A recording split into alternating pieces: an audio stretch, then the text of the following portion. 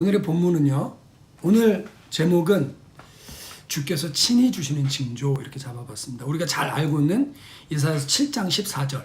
그래서 이 7은 14. 이사야서 7장 14절. 임마누엘에 대한 그 예언이 나와 있는 곳이죠. 우리가 아는 것은 그 이사야서 7장 14절밖에 없어요. 그렇지만 이 말씀은 아주 특별한 방식으로 성취된 예언으로 마태복음에 또 등장하지만 오늘 전체적인 맥락에서 읽어볼 필요가 좀 있겠고요.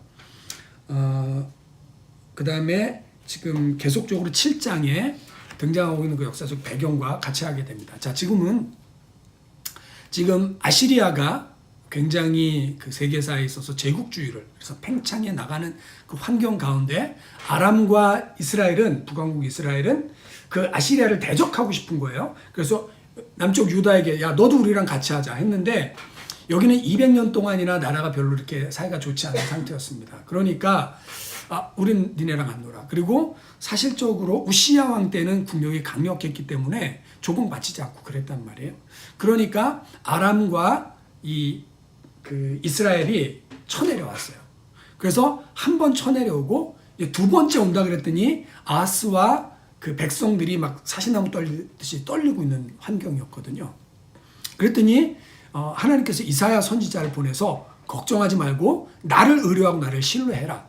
그래서 만일 너희가 굳게 믿지 않으면 너희는 굳게 서지 못하리라. 내가 일을 할 텐데 너희의 믿음을 보여봐라 라고 말씀을 하신 것 우리가 지난 9절에서 읽었습니다. 자, 어쨌든 우리가 요 이사야서 7장에서는 다 읽을 수 없지만 역대하 16장 그다음에 열왕기하 그다음에 역대하에 보게 되면 요 아하스 왕에 대한 기록들을 우리가 살펴서 보게 되면 이렇습니다. 1차 침공 때 아하스는 아시리아 왕에게 조공을 바칩니다. 그래서 성전의 금과 기타 등등에서 보내요. 그러니까 아시리아 왕이 내려와서 이 아람과 이스라엘 군대를 격파를 합니다. 그리고 갔어요. 그러니까 한번 재미를 본 거죠. 말하자면 아하스가 아시리아 왕의 덕을 한번 본 거예요.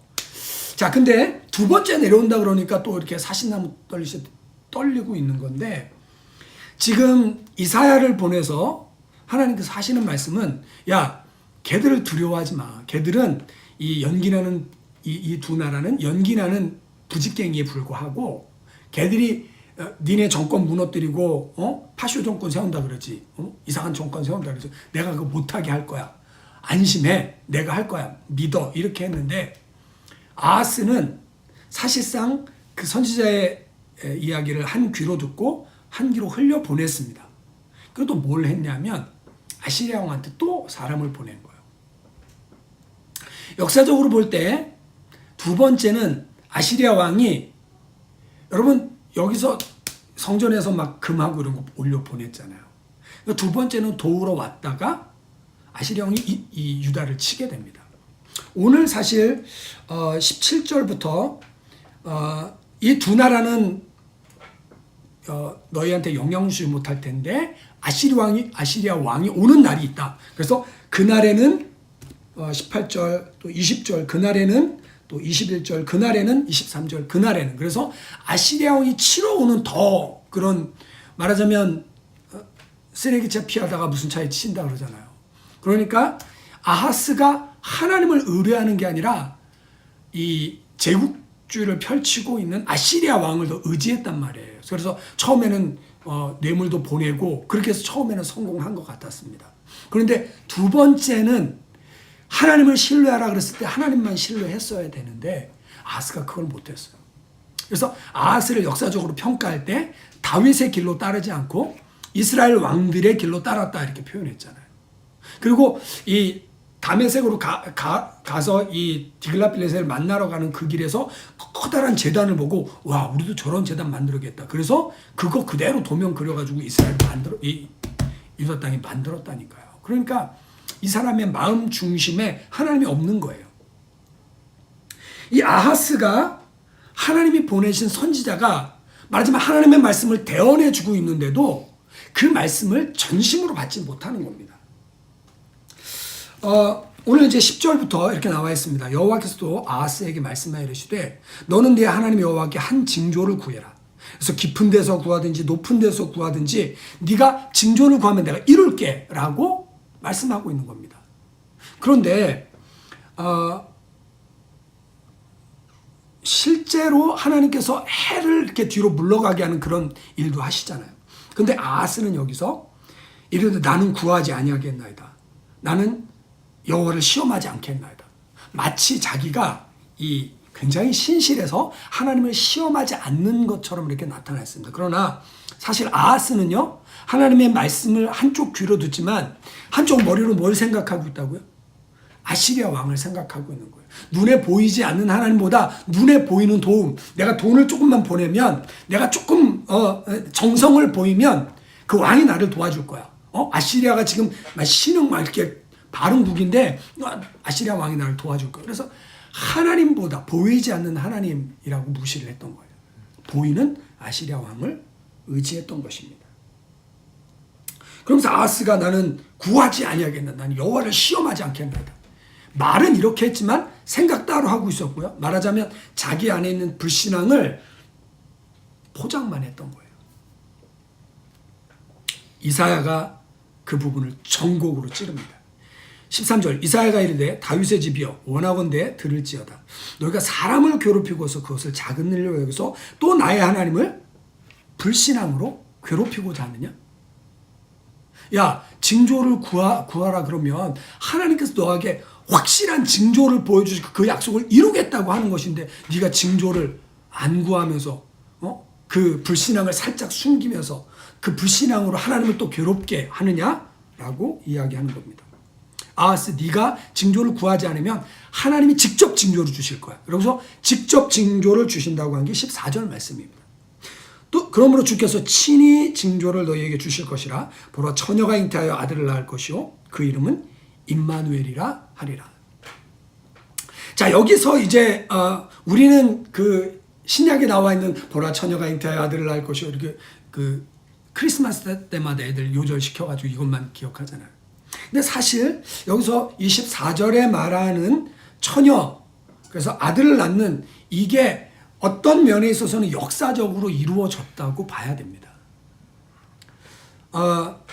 이것을 그냥 예수 그리스도에 대한 것으로만 딱 묶어서 하기에는 약간은 무리가 좀 있다고 생각하고요. 이것을 두 가지, 그러니까 말하자면 역사적으로 아하스 왕이 알던, 이 시대에 알던 누군가가 마리아 같은 처녀는 아닐 거예요. 역사 가운데 처녀의 몸을 통해 오신 분은 예수님이시니까 그래서 이 처녀라고 불리는 사람이 누구일 것이다, 누구일 것이다, 누구일 것이다. 학자들마다 추측이 다른데 어쨌든 두 가지의 의미. 첫 번째는 역사적으로 아하스가 알고 있는 누군가가 아이를 낳는 것에 대해서. 그리고 두 번째는 메시아께서 오시는 징조에 대해서. 이거는 신약에 그대로 적혀 있으니까 우리가 의심할 여지 없이 받아들일 수 있습니다. 어쨌든 역사적으로 한번 이루어지고 그리고 예수님이 오시면서 그 예언의 말씀적으로 이루어진 두 가지 사건으로 우리가 다 받아들일 필요가 있습니다. 자, 그런데 그 아이가 그러니까 여기에 이제 예수님으로만 딱 이거를 14절을 묶어두게 되면 그 뒤에 그가 악을 버리며 선을 택할 줄 알 때 이렇게 나오는 그 뒷구절은 이해가 안 되는 거예요. 그래서 이 두 가지가 다 필요한데, 그러니까 이 예수님에 대한 건 메시아 예언으로 이루어졌고요. 오늘은 이 첫 번째 아하스가 알고 있는 누군가가 아이를 낳는, 그리고 그 태어난 아이가 악을 버리고 선을 선택할 줄 알 때, 이때는 보통 아이들 한 3세 정도 이렇게 잡습니다. 그러니까 아이들이 선악을 분별해서 악을 버릴 줄 알고 선을 선택할 줄 아는 그때가 되면 엉긴 젖과 꿀을 먹으리라. 엉긴 젖은 뭐 버터나 뭐 이런 식으로 젖이 이렇게 굳는 거 있잖아요. 그것과 꿀을 먹으리라. 야, 이거 뭐 요즘 버터와 꿀 먹는다 그러면 좋은 거 아니겠습니까? 근데 여러분, 우리가 세례 요한 생각하면서 메뚜기와 석청을 먹었더라. 그럼 여러분 아침에 그 세례 요한이 깨면 일어나셨습니까? 오늘 메뚜기와 석청입니다. 이렇게 대령했을까요? 아니요, 좀 그렇지 않다고 생각해요. 뭐 했냐면 요한이 배고픔을 달래기 위해서 메뚜기 잡으러 다닌 거야. 이 펄쩍펄쩍 뛰는 놈들. 그러니까 메뚜기와 석청도 여러분 그 바위 틈에 있는 그 꿀이 항상 있습니까? 아니에요. 그러지 않단 말이에요. 그러니까 우리가 생각하는 것처럼 야 메뚜기와 석청 건강식 먹었네. 그러지 않은 거죠. 배고픈 거죠. 배고픈데 지금 메뚜기 뛰어다니는 놈들 쫓아다녀야 되니까. 여기에 엉긴 젖과 꿀을 먹는다는 것도 사실은 풍족하게 먹는다는 의미와는 좀 반대적인 의미로 받아들일 필요가 있습니다. 자, 16절. 대저 이 아이가 악을 버리며 선을 선택할 줄 알 그때가 되기 전에 내가 미워하는 두 왕의 땅이 황폐하리라 말씀하고 있습니다. 자, 역사적으로 보면 그 유다에게 큰 두려움이 되었던 아람과 에브라임이 아수르 왕 디글랏빌레셀, 그러니까 BC 732년, 사알만에셀 5세, BC 722년, 그래서 BC 722년에 이스라엘이 멸망되게 되죠. 그래서 그 아수르 왕의 침공을 통해서 이게 나라가 망해버렸단 말이에요. 그러니까 하나님께서 예언하시는 대로 이 두 나라가 너희를 침략하지 못할 것이고 너를 이기지 못할 것이고 이 두 나라는 오히려 소멸될 것이다 라고 하나님이 말씀하고 있습니다. 자, 그런데 이 두 왕이 황폐되는 것까지는 좋은데 17절 여호와께서 에브라임이 유다를 떠날 때부터 당하여 보지 못한 날을 너와 내 백성과 내 아버지의 집에 임하게 하시리니 곧 아수르 왕이 오는 날이니라. 하박국서를 보게 되면 하박국이 이스라엘에 만연되어 있는 포악과 강포에 대해서 하나님께 부르짖습니다. 하나님, 포악이 있습니다. 강포가 있습니다. 정의가 굽습니다. 공의가 아주 실현되지 않습니다. 하나님 이거 고쳐주세요. 하나님 정의의 하나님 아닙니까? 도와주세요. 그랬더니 하나님 오케이 내가 들어줄게. 그러면서 응답하신 게 뭐예요? 갈대아 사람을 일으켜서 이 나라를 징벌하셨단 말이에요. 하나님 그게 아니라니까요. 그거 말고요. 어떻게 하나님을 대적하는 저 백성들이 이 하나님을 존중하는 백성들을 짓밟습니까? 그래서 이제 질문을 아뢰고 또 하나님이 주신 응답 받고 하박국서에 나오는 것처럼 여러분 여기 지금 아람과 이스라엘 연합군에 대해서 아하스가 두려워 떠니까 너 하나님이 도와주실 거야. 하나님 믿어. 그랬는데 하나님을 진짜로 믿은 게 아니라 말로는 내가 하나님 시험하지 않겠습니다. 그런데 사실은 자기 딴 생각하고 있었단 말이에요. 딴 생각이 만큼 하면서 하나님이 뭐라 그러건 나는 다시 아시리 왕을 의지할 거야 라는 그 마음의 불신이 깊숙이 있었단 말이에요. 그러니까 하나님께서 이 두 왕은 막아주시는데 그래? 네가 의지하고 있는 그 아시리 왕이 너를 칠 거야. 그러면서 아수르 왕이 오는 날에 라고 하면서 18절부터 그날에는 이 말 진노를 지금 이야기하고 있는 것입니다. 18절 그날에는 여호와께서 애굽 하수에서부터 온 파리와 아수르 땅의 벌을 부르시니 애굽의 파리 아수르의 벌. 애굽에는 강이 흐르고 그래서 파리가 많았고요. 또 아수르 쪽에는 벌이 많았대요. 아무튼 비유적으로 이야기한 것이죠. 애굽에서 공격이 오고 아시리아에서 공격이 오고. 그래서 다 와서 거친 골짜기, 바위 틈, 가시나무 울타리, 모든 초장에 앉으래. 곳곳에 다 온다는 거예요. 또는 이 사람들이 피해서 도망간 어디도 다 찾아서 들어온다는 거죠. 그러니까 누구도 피해 갈 수 없는 재앙이 다가오고 있는 것입니다. 19절, 20절 그날에는 주께서 하수 저쪽에서 세내온 삭도 곧 아수르 왕으로 내 백성이 머리털과 발털을 미실 것이요 수염도 깎으시리라. 그러니까 세내온 삭도 이 돈 주고 빌려온 칼이 너를 친다라는 거죠.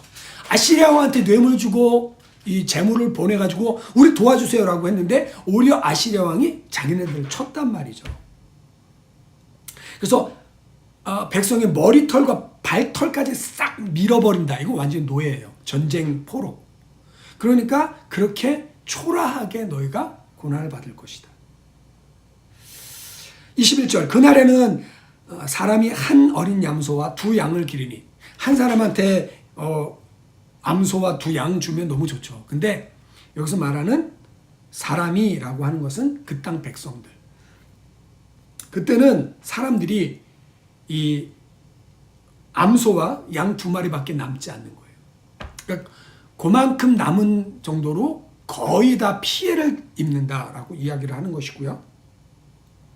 그것들이 내는 젖이 많음으로 엉긴 젖을 먹을 것이라. 그 땅 가운데 남아있는 자는 엉긴 젖과 꿀을 먹으리라. 그냥 한국말로 읽으면 참 어렵습니다. 근데 영어 성경을 읽어보면 이 얘기는, 또 이게 주석을 읽어보면 이 얘기는 뭐냐면, 여러분 몇 마리 안 남은 짐승들에 의해서 젖을 짜잖아요. 그 젖을 먹는데 이 피해로 죽은 사람이 너무 많기 때문에 그 젖도 다 충분하게 너희가 먹고 살 수 있을 것이다. 근데 거기서 나오는 엉긴 젖과 꿀, 버터와 꿀밖에는 너희가 먹을 것이 없을 것이다. 이야기하는 거죠. 상태가 굉장히 안 좋은 상태입니다. 23절, 그날에는 1000그루에 은 1000개의 가치가 있는 포도나무가. 여러분 우리가 이사야서 5장에 하나님이 이스라엘에 극상품 포도를 심었다 그랬어요. 극상품 포도를 심고 좋은 포도 맺기를 바랬더니 이스라엘 백성들이 들포도를 맺었단 말이에요. 우리가 들포도 인생으로 하나님 앞에 들포도 맺고 있어요. 어쨌든 여기에 은 1000개의 가치가 있는 포도나무, 그러니까 풍족하고 좋은 상품의 포도나무를 심고 거기서 좋은 포도가 맺혀졌던 그 땅에 찔레와 가시가 날 거예요. 그리고 온 땅에 찔레와 가시가 있으므로 화살과 활을 가지고, 그리고 이게 농토, 비옥한 농토가 사냥터로 바뀔 거란 얘기입니다. 또 25절, 보습으로 갈던 모든 산에도 찔레와 가시 때문에 두려워서 그리로 가지 못할 것이요. 여러분 이렇게 사냥터가 된다라는 것은 야생 동물들이 돌아다닌다는 거거든요. 그러니까 사람들이 마음껏 돌아다니지 못할 뿐만 아니라 그 땅은 소를 풀어놓으며 양이 밟는 곳이 돼 목초지가 되어버린다는 거예요. 그러니까 여러분 이스라엘이 이 유다가 입는 피해가 지금 두 나라가 쳐내려올 때 아하스가 하나님을 의뢰했다면, 이 하나님을 신뢰하면서 내가 일할 거야, 그런데 만일 너희가 굳게 믿지 않냐면 굳게 서지 못하리라 라고 했을 때 아하스가 회개했어야 돼. 하나님 저에겐 그 믿음이 없어요. 하나님 제게 믿음 좀 주세요. 하나님 제가 의뢰할 수 있게 도와주세요. 이렇게 아하스가 회개했어야 돼요. 근데 회개는 안 하고, 그러니까 9절과 10절 사이에 아하스에게 말씀하실 때 요 사이에 아하스는 그새 마음이 바뀐 거예요. 무슨 마음? 하나님이 뭐라고 말씀하시든 간에 나는 아하스 왕을 의지할 거야 라는 그 마음이 있었단 말이에요. 여러분 목사님들이 이런 얘기를 하면 성도님들은 어떻게 받아들이시냐면, 목사님이니까 그런 얘기 하시죠. 목사님들은 맨날 그렇게 얘기하시더라고. 문제 없으면 기도해라, 뭐 하나님 말씀 의지해라, 뭐 하나님 살아계신다, 다 목사님이니까 그런 말씀 하시는 거고요. 목사님은 좋은 말씀 하십시오. 그러나 저는 제 삶을 살겠습니다. 우리 이러고 있단 말이에요. 말씀이 내 거가 안 돼요. 여러분 말씀이 여러분의 간증되기를 예수님의 이름으로 축원드립니다. 말씀은 내 걸로 받아들여야지. 이게 누가 체험하고 누구의 얘기고 누구의 간증이 되면 그 사람에게는 유익이 있을지 모르지만 나에겐 유익이 없어요. 말씀은 나의 간증이 되어야 됩니다. 여러분 믿음으로 말씀을 취하시길 바라요. 여기 아하스 왕한테 하나님이 야 걔들은 연기나는 두 부직갱이에 불과해. 걔들의 모략은 그 일은 서지 못할 거야. 그리고 65년 내에 이 에브라임이 패망하고 나라를 이루지 못할 거야. 그리고 내가 일을 할 텐데 네가 굳게 믿어. 굳게 믿으면 너희가 굳게 설 수 있을 거야. 아하스가 그 말씀을 들을 때 주여 내가 믿나이다, 나의 믿음 없는 것을 도와주소서라고 회개했어야 된다니까. 그거 안 했어요. 머릿속으로 딴 생각하고 입술로는 내가 하나님 뭐 시험하지 않을래요, 뭐 괜찮은 것처럼 얘기했지만 머릿속으로 생각하는 것과 가슴으로 믿는 것이 일치가 안 됐던 것입니다. 그래서 이 유다가 당한 결과가 뭡니까? 두 나라는 결국 그 세계사의 판도 가운데 사라져 버렸지만 나중에는 아시리아 왕이 이스라엘을 괴롭히게 되는 아주 그 어려운 지경을 더 만나게 되는 겁니다. 여러분 우리에게 필요한 것은 무엇입니까? 여러분은 어떻게 인생을 살아가고 계십니까? 우리는 너무 많은 순간에 내가 주인이 되어서 살아가요. 너무 많은 순간에 하나님보다 더 찾는 것, 하나님보다 더 우선시하는 것이 많단 말이에요. 그래서 하나님께서 선지자를 통해 말씀하시든 성경 말씀을 통해 말씀하시든 찬양을 통해 말씀하시든 신앙 서적을 통해 말씀하시든 말씀 묵상할 때 말씀하시든 하나님 나에게 말씀하세요. 그러면 그 말씀이 떨어질 때 우리의 태도는 어때야 되나요? 아멘. 아멘이면 충분한 거예요. 그래서 아멘으로 받고 저는 여러분 그런 의미에 있어서 이 사무엘을 낳은 한나가 참 믿음이 좋은 사람이라고 생각해요. 왜냐하면 자기가 너무 괴로워서 하나님 앞에 기도하고 있는데 그 당시에 타락한 제사장 엘리가 왔어요. 야, 뭐 때문에 너 왜 이렇게 술 취했냐? 야, 술 좀 끊어. 그랬더니 이 영적으로 무지한 제사장 아니에요. 근데 그게 아니라 이 여종은 너무 마음이 원통해서 그렇습니다. 뭐 때문에 그러는데 제가 아들이 없습니다. 그래? 그 문제라면 하나님이 너와 함께 하시기를 원하노라. 그랬더니 한나가 어떻게 했어요? 아멘! 하고 돌아가서 다시는 얼굴에 수색이 없었다 그랬어요. 얼굴에 근심이 없었다. 여러분 우리에게 한나와 같은 믿음이 있기를 예수님의 이름으로 축원드립니다. 하나님의 말씀이 떨어지면 이 말씀이 나에게 주시는 말씀입니까? 이 말씀은 누가 간증하던데 이 말씀 가지고 누가 얘기하던데 누가 이 말씀 가지고 설교하던데 여러분 그 말씀 여러분의 말씀으로 만드세요. 아멘으로 내가 받아들이고 다시는 그 얼굴에 근심이 없는 그 믿음으로 무장하시기를 예수님의 이름으로 축원드립니다. 그러면 그 하나님이 내 삶 속에 이루어지는 줄 믿습니다. 아멘. 하나님의 말씀이 내 안에 이루어지지 않는 것은 고린도후서 2장 말씀인가요? 우리가 그 말씀에 우리의 믿음을 섞지 않기 때문이에요. 우리가 아멘한 그 말씀에 우리의 믿음을 섞어서 이 말씀이 나의 삶에 적용될 수 있게 우리가 할 일은 기대하고 기다리는 것입니다. 아멘. 기도하고 기대하고 기다리는 것. 우리가 하게 되면 하나님의 말씀은 반드시 이루어집니다.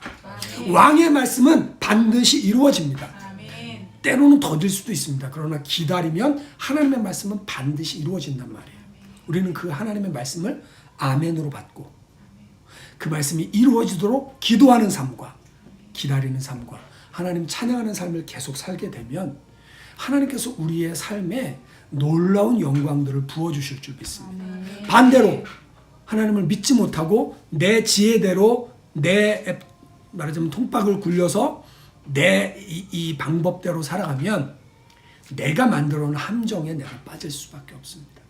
지금 유다가 당하고 있는 아하스 왕의 이 자기 계산 때문에 이 유다가 계속적으로 어려움을 당하는 거예요.